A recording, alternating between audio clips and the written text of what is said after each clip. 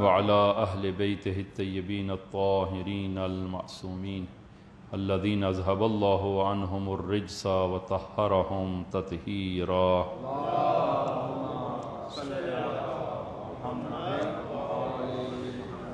اللهم صل على محمد وآل محمد. اللهم كل وليك الحجة ابن الحسن صلواتك عليه وعلى آبائه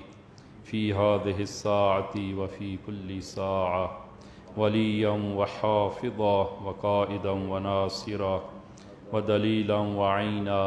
حتى تسكنه أرضك طوعا وتمتعه فيها طويلا بحق محمد وآله الطاهرين. اما بعد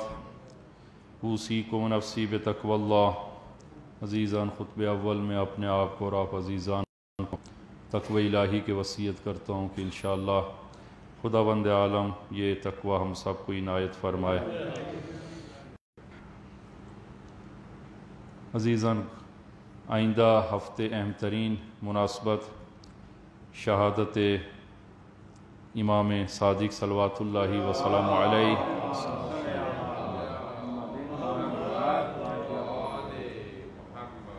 کہ آپ کی 148 ہجری میں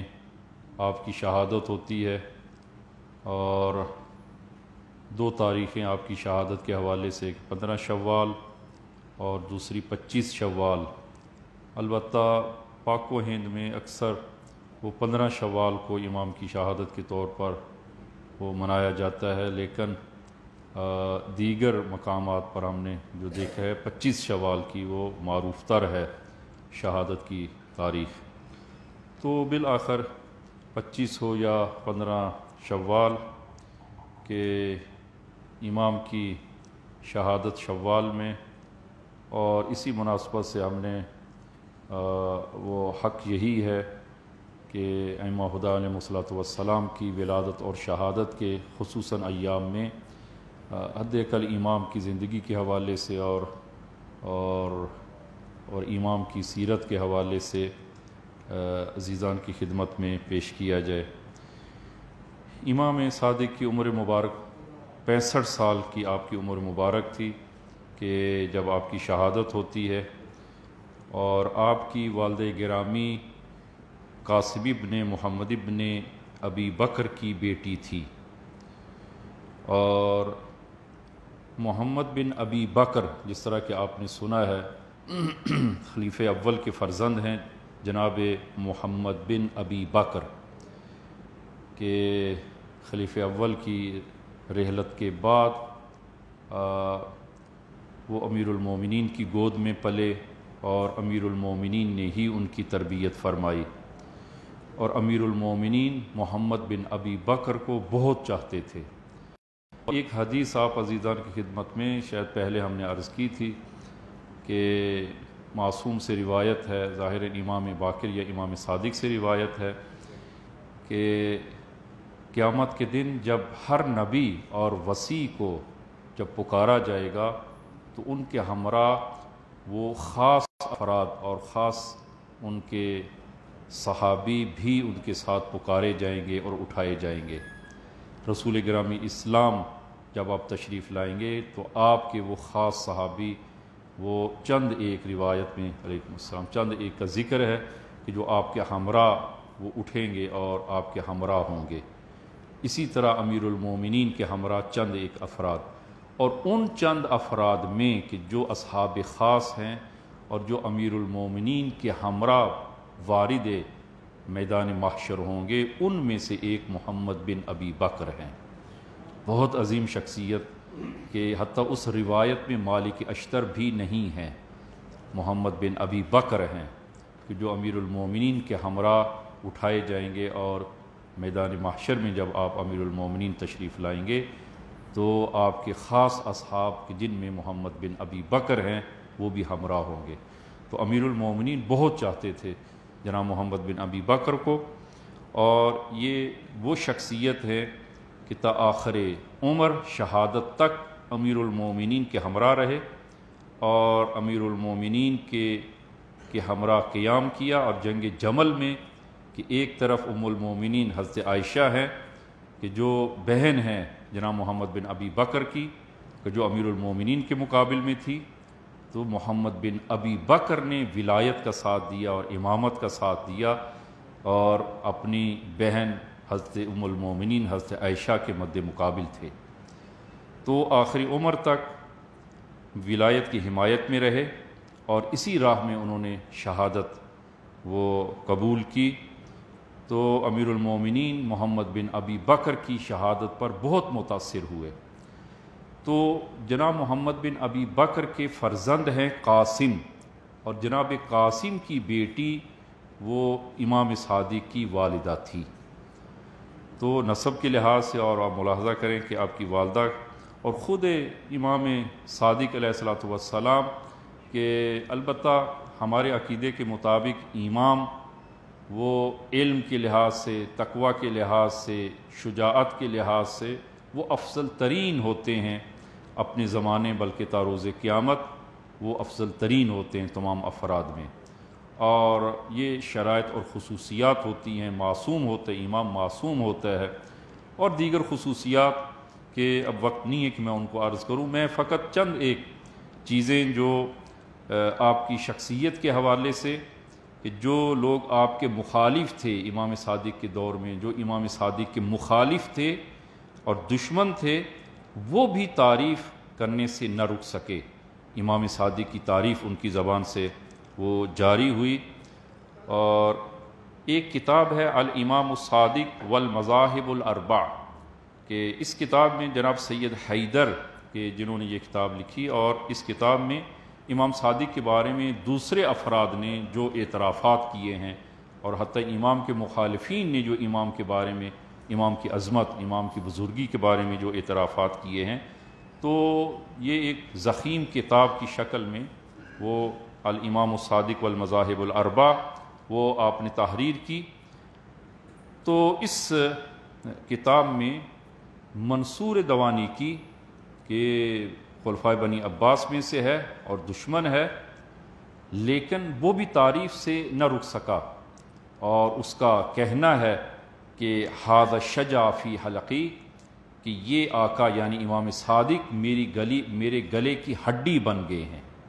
امام صادق نہ کوئی طاقت یعنی فوج ہے اور نہ ہی کوئی حکومت ہے، امام مسجد میں اور مدینہ میں آپ شاگردوں کی تربیت فرما رہے ہیں، لیکن بنی عباس کا یہ حاکم کہتا ہے ھذا الشجع فی حلقی، یہ میرے گلے کی ہڈی ہیں۔ اور پھر جب امام شہید ہو جاتے ہیں تو اس کا کہنا یہ ہے کہ اعلم اہلہ، کہ اپنے اہل اس دور کی وہ لوگوں میں سب سے افضل اور اعلم وہ امام صادق کی ذات تھے۔ جناب مالک ابن انس کہ اگرچہ وہ پیرو امام صادق نہیں تھا، بلکہ اس کا اپنا ایک الگ مکتب جو انہوں نے تشکیل دیا ہے، اور مذاہب اربع میں ایک مکتب جو ہے وہ مالک بن انس کا ہے، جناب مالک کا ہے، اور مالکی اب بھی جو ہے وہ موجود ہیں۔ تو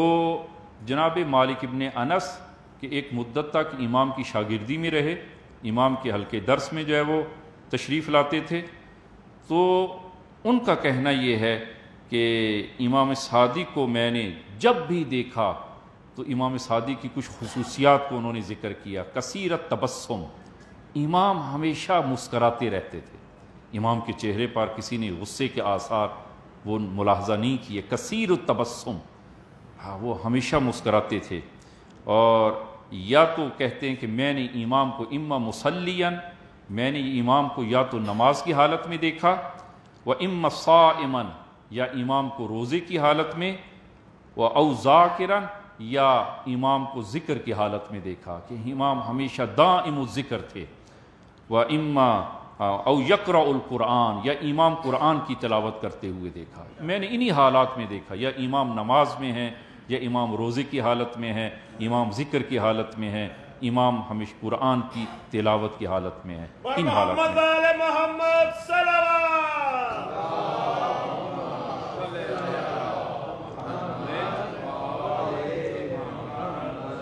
اور پھر وہ کہتے ہیں کہ میں نے کبھی بھی امام صادق کو ایسی کلام جو لا یعنی ہو، یعنی ایسی کلام کہ جو بیہودہ ہو، میں نے ایک امام کی زبان سے کبھی بھی لا یعنی کلام نہیں سنی۔ اگرچہ ہمارا تو عقیدہ ہے، لیکن یہ دوسرے لوگوں کے جو امام کو اس مقام امامت پر نہیں سمجھتے، لیکن ان کے جو بیانات ہیں، اور وہ کہتے ہیں کہ آج تک کسی نہ آنکھ نے اور نہ ہی کسی کان نے امام سے بالا تر، نہ کسی آنکھ نے دیکھا ہے نہ کسی کان نے سنا ہے، امام صادق سے جو بالا تر ہو۔ عزیزان، وجود مقدس امام صادق علیہ السلام سخت ترین حالات میں آپ نے زندگی گزاری، سخت ترین حالات میں، اور کہ یہ وہ زمان تھا کہ جب بنی امیہ منقرض ہو چکے تھے اور بنی عباس برسر اقتدار آ چکے تھے، اور بنی عباس نے امام کو اور پیروان امام کو اور سادات کو نہایت سختی کے عالم میں رکھا تھا، اور یہ سختی کا عالم تھا۔ آپ آسان وہ زمان ملاحظہ نہ کریں کہ یہ وہ آسانی کا دور تھا، نا، امام باقر کا دور بھی اسی طرح، امام صادق کا دور بھی سخت ترین حالات میں، اور امام کو اور پیروان امام کو ہمیشہ تحت نظر رکھا۔ کہ اس واقعے کو آپ ملاحظہ فرمائیں کہ ایک آغا وہ کہتے ہیں کہ مجھے کچھ احکام شرعی کی ضرورت پیش آئی، کہ شرعی مشکلات پیش آئیں اور کچھ مسائل مجھے درپیش ہوئے، اور میں امام کی خدمت میں پہنچ کر ان مسائل کو جاننا چاہتا تھا۔ لیکن جب مدینہ پہنچا اور وہاں پر دیکھا کہ امام صادق کی گھر پر پہرا ہے اور امام صادق تک پہنچنا ممکن نہیں ہے، اب میں کس طرح امام کی خدمت میں پہنچوں اور اپنی ان مسائل کو امام سے دریافت کروں؟ تو وہ کہتے ہیں کہ میں نے ایک ترکیب میرے ذہن میں آئی، میں نے ایک دیہاتی کسانوں جیسا لباس پہنا اور ایک ٹوکری کی جس میں کچھ پھل میوہ اور کچھ سبزی میں نے اس ٹوکری میں رکھی، اس کو سر پہ رکھا اور مدینے کی گلیوں میں اسے بیچنا شروع کیا، اور اسی بہانے سے وہ گلی میں بیچتے بیچتے محلے بنی ہاشم میں اور امام صادق کے دروازے تک پہنچا، اور امام کا خادم کوئی چیز خریدنے کے بہانے وہ دروازے پر آیا اور مجھے وہ سبزی اور میوہ خریدنے کے بہانے اندر لے گیا، اور میں نے وہ اپنے شرعی مسائل امام کی خدمت میں رکھے اور ان امام سے جواب لیا، اور پھر امام کے گھر سے اس طرح واپس چلا۔ یعنی اس طرح، اور یہ تاریخ میں ملتا ہے امام کے بہت سارے صحابی کہ جو وہ آٹا سر پہ رکھتے اور گلی گلی میں اس کو بیچتے اور امام کی خدمت میں پہنچتے۔ اس طرح جو ہے وہ امام کی خدمت میں لوگ پہنچتے تھے اور اپنے مسائل دریافت کرتے تھے اور اپنے دین کی حفاظت جو ہے وہ کرتے تھے۔ تو جب یہ شخص امام کی خدمت میں پہنچا اور عرض کرتا ہے، یا ابن رسول اللہ، میں کوئی کسان نہیں ہوں اور نہ ہی میں بیچنے والا ہوں، لیکن میں نے یہ حلیہ اختیار کیا ہے تاکہ میں آپ کی خدمت میں پہنچ سکوں۔ تو امام نے اس وقت دعا کے لیے ہاتھ اٹھائے اور دعا کی، الہی اشکو الیک وحدتی، خدایا میں تیری بارگاہ میں اپنی تنہائی کی شکایت کرتا ہوں، خدایا میں تنہا ہوں، الہی اشکو الیک وحدتی، خدایا میں اپنی تنہائی کی شکایت کرتا ہوں۔ تنہا کر دیا، لوگوں کا وہ مراجعہ مشکل ہو گیا ہے کہ لوگ آئیں اور امام کے حضور اور اپنی مشکلات کو، اپنے مسائل کو، اپنے دین کو وہاں سے لے سکیں۔ اور انہی حالات میں امام نے وہ زرارہ جناب محمد ابن مسلم جیسی شخصیات کی تربیت کی، اور یہ دین اور یہ روایات جو ہمارے پاس سب سے زیادہ روایات امام باقر اور امام صادق علیہ السلام سے ہیں، تو یہ دین انہی شخصیات کے ذریعے، جناب زرارہ، جناب محمد ابن مسلم جیسی شخصیات کے ذریعے وہ ہم تک پہنچا، اور ان حالات میں امام نے ایسے شاگردان کی تربیت کی، دین ان کے ذریعے ہم تک جو ہے وہ پہنچایا۔ تو عزیزان، راوی نقل کرتا ہے کہ 4 لوگوں نے آپس میں ایک اجتماع کیا، ایک میٹنگ کی، تاکہ قرآن کے مقابل میں فساد برپا کریں اور نعوذ باللہ قرآن میں شبہات کو ڈھونڈیں اور اشکال کریں کہ قرآن جو ہے وہ اس میں اشکال ہیں، قرآن میں نعوذ باللہ تناقض ہے۔ اور ان لوگوں نے، چونکہ امام صادق کے دور میں شبہات کا بازار گرم تھا، اور بہت زیادہ عقیدتی اختلاف اور بہت زیادہ عقیدے کے لحاظ سے فرقے بن چکے تھے۔ خود تشیع میں بھی زیدی مذہب الگ ہو چکا تھا، اور اسی طرح ایک دو اور مذاہب وہ الگ ہو چکے تھے عقیدے کے لحاظ سے، اور باقی جو ہے وہ مذاہب کا وہ بازار گرم تھا۔ اسی دور میں مرجئین کا وہ ایک گروہ جو ہے وہ وجود میں آیا، جن کی اپنی ایک الگ منطق ہے، اور آج بھی وہ فکری لحاظ سے وہ مرجئین کے نظریات اور عقائد مسلمانوں میں رائج ہیں، حتیٰ ہمارے اندر بھی رائج ہیں۔ وہ ابھی وقت نہیں ہے کہ ہم نے قبلاً وہ اشارہ کیا تھا، لیکن ابھی وقت نہیں ہے کہ میں اس کی طرف جاؤں، کہ مرجئین کا گروہ اور خطرناک ترین گروہ ہے کہ جن کے عقائد اور نظریات وہ دیگر مسلمانوں میں بھی اور ہمارے اندر بھی عملی لحاظ سے رائج ہیں، اور یہ خطرناک ترین گروہ ہے۔ من جملہ ان کا ایک نظریہ یہ ہے کہ ایمان دل میں ہوتا ہے، دل صاف ہونا چاہیے، باقی عمل اور کردار کی ضرورت نہیں، اگر ہو جائے بہتر، ہو جائے۔ حیا آنکھوں میں ہونا چاہیے، دل میں حیا ہونا چاہیے، باقی جو فرض کریں اگر کوئی انسان گناہ کر بھی لے تو کوئی حرج نہیں، دل میں حیا ہونا چاہیے، حیا پردہ دل میں ہونا چاہیے۔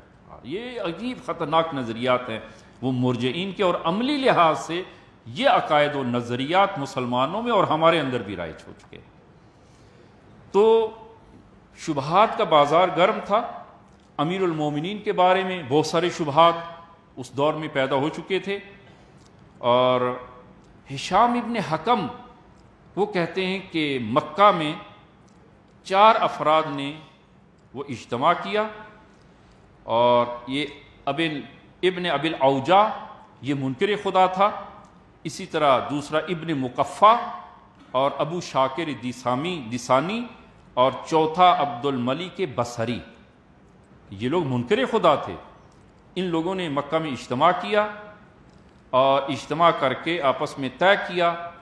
کہ ایک چوتھائی قرآن وہ اپنی ذمے لے اور اس کا مطالعہ کرے، پڑھے، اور اس میں اشکالات کو نکالے، اور اس کے مقابل میں آیات کو گھڑے، آیات بنائے۔ ہر ایک نے اپنے حصے کا ایک چوتھائی حصہ قرآن کا لیا، اور 1 سال کی مدت طے پائی کہ آئندہ 1 سال بعد مکہ میں ہم اجتماع کریں گے، اور اپنی اس کام کی پیش رفت کے حوالے سے وہ تبادلہ خیال کریں گے کہ کس حد تک جو ہے وہ کامیابی ان کو ملی۔ 1 سال کے بعد جب یہ لوگ اکٹھے ہوئے مکہ میں، تو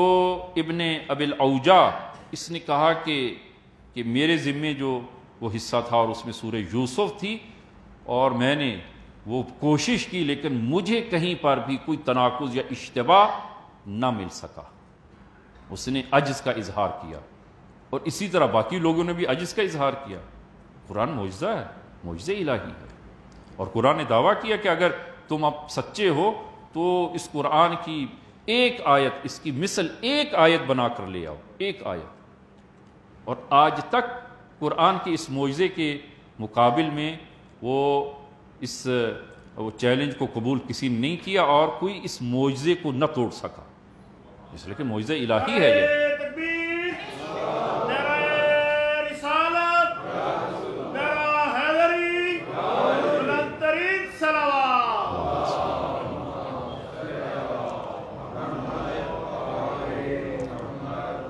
جب ان لوگوں نے اپنی ناکامی کا اعتراف کیا، اسی دوران امام صادق علیہ السلام کا گزر ان لوگوں کے قریب سے ہوا، تو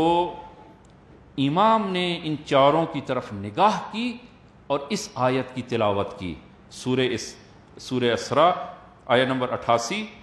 کہ قُلْ لَئِنِ اجْتَمَعَتِ الْإِنسُ وَالْجِنُّ عَلَىٰ أَن يَأْتُوا بِمِثْلِ هَٰذَا الْقُرْآنِ لَا يَأْتُونَ بِمِثْلِهِ وَلَوْ كَانَ بَعْضُهُمْ لِبَعْضٍ ظَهِيرًا۔ اگر انس و جن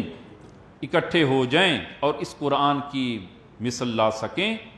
اگرچہ ایک دوسرے کی مدد ہی کیوں نہ کریں، تب بھی اس قرآن کی مثل نہیں لا سکتے۔ اس آیت کی آپ نے تلاوت کی۔ ابن مقفع کہتا ہے کہ یہ کون ہے کہ جو ہماری نیت سے آگاہ ہے؟ ہم نے تو کسی کو آگاہ نہیں کیا،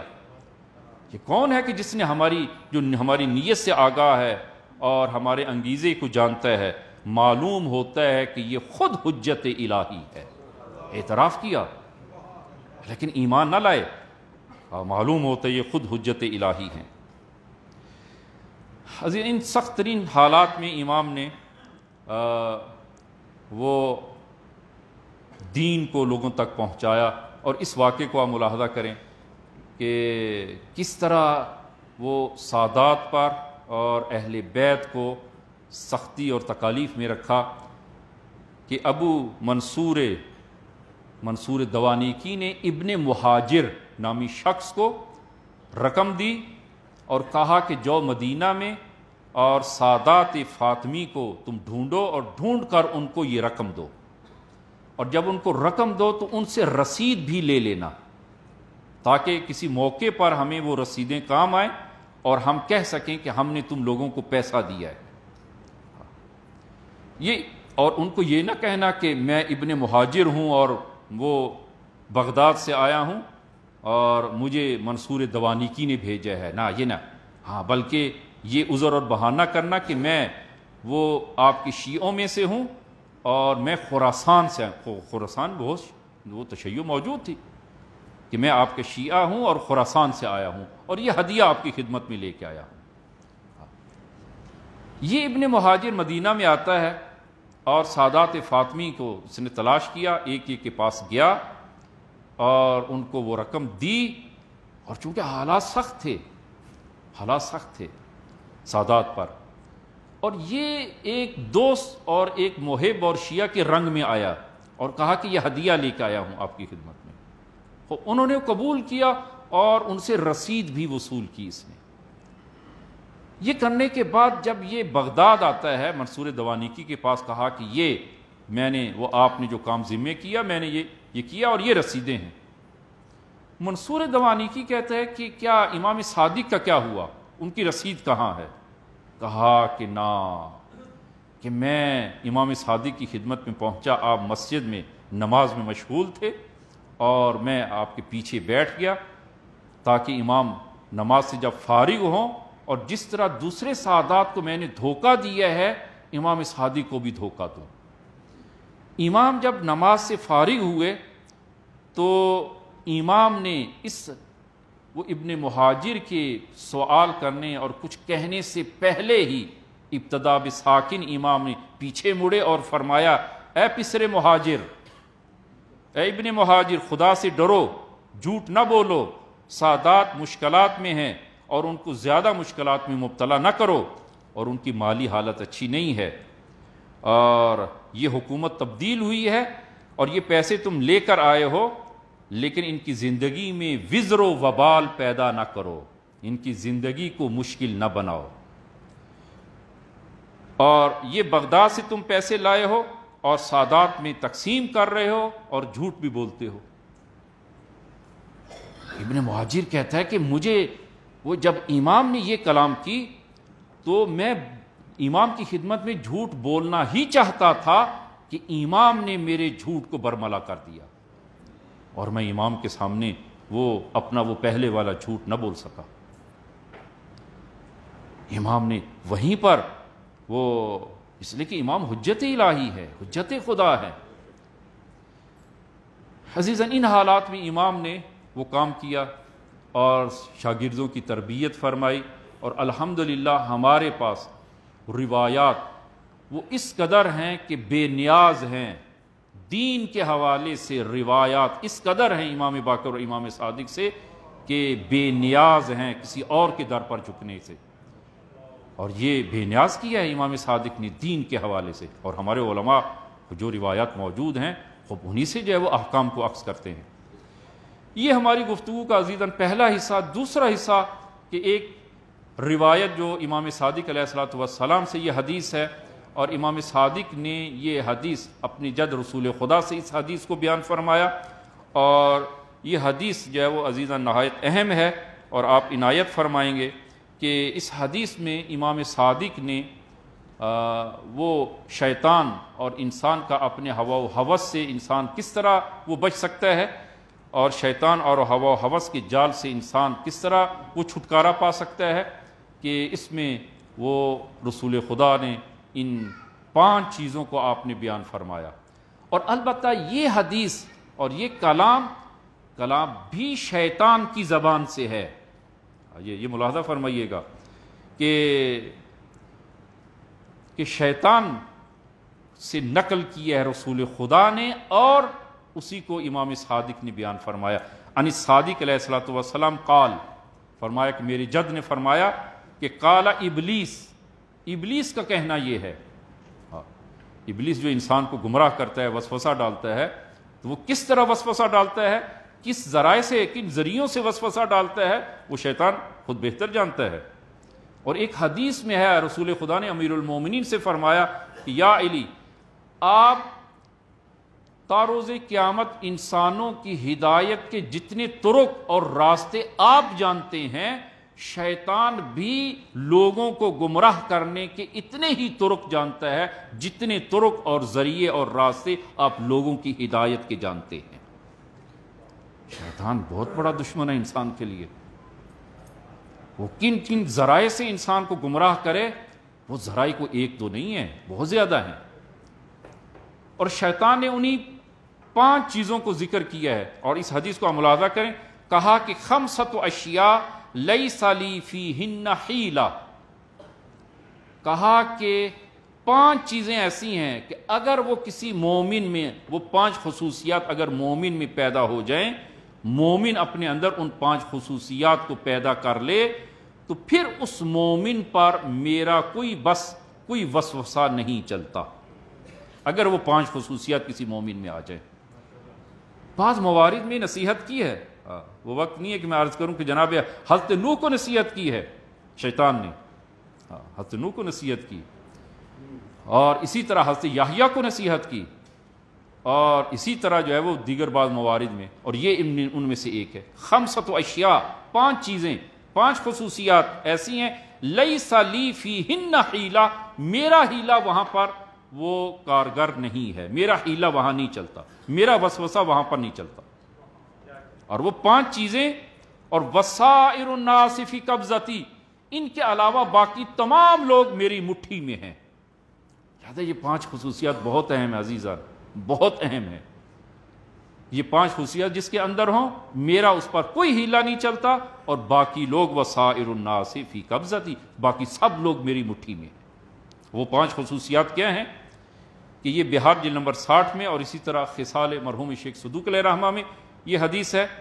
کہ شیطان اور ابلیس کے نفوذ کے راستے کیا ہیں، اور یہ 5 خصوصیات کی جن کی صورت میں یہ خصوصیات اگر مومن اپنے اندر پیدا کر لے تو شیطان کے نفوذ کے اور وسوسوں کے راستوں کو بند کر لے گا. پہلی خصوصیت، من اعتصم باللہ عن نیت صادقہ واتکل علیہ فی جمیع امورہ، کہا کہ جو خدا کے ساتھ وہ سچا ہو اور خدا کے ساتھ خالص ہو، اور اس کی نیت خدا کے ساتھ خالص ہو، اور خدا سے نفاق نہ کرے، اور خدا کے ساتھ خدعا اور مکر سے کام نہ لے، تو ایسی صورت میں اور خدا پر بھروسہ کرے، خدا پر توکل کرے، تو کہا کہ میرا اس پر کوئی حیلہ نہیں ہوگا، کوئی حیلہ نہیں. جو خدا کے ساتھ سچا ہو، خدا کے ساتھ وہ خدعا اور مکر نہ کرے. آیا کوئی ممکن ہے کہ خدا کے ساتھ مکر کرے؟ عزیزاً ہاں ممکن ہے، ممکن ہے خدا کے ساتھ کوئی مکر کرے. خدا کے ساتھ مکر بھی بعض لوگ مکر کرتے ہیں. وہ ایک اور حدیث میں رسول خدا نے جب فرمایا کہ خدا کے ساتھ مکر نہ کریں، تو اصحاب نے کہا یا رسول اللہ، کیا ممکن ہے کوئی مومن، کوئی مسلمان خدا کے ساتھ مکر کرے؟ فرمایا ہاں ممکن ہے، کہ شخص وہ کام کرے کہ جس کو خدا نے حکم دیا ہے وہی کام کرے، لیکن لوگوں کو دکھانے کے لیے کرے، لوگوں کو دکھانے کے لیے نماز پڑھتا ہے، اور لیکن لوگوں کو ریاکاری اس میں آ جاتی، اخلاص نہیں رہتا، اس کا اخلاص نہیں ہے. وہ واقعہ نقل کرتے ہیں کہ مسجد میں ایک شخص ہے، وہ اندھیری رات ہے، مسجد میں وہ جاتا ہے تاکہ خدا کی بندگی کرے، اور خدا کی بندگی اس نے کرنا شروع کی. صبح ساری رات بندگی میں گزاری.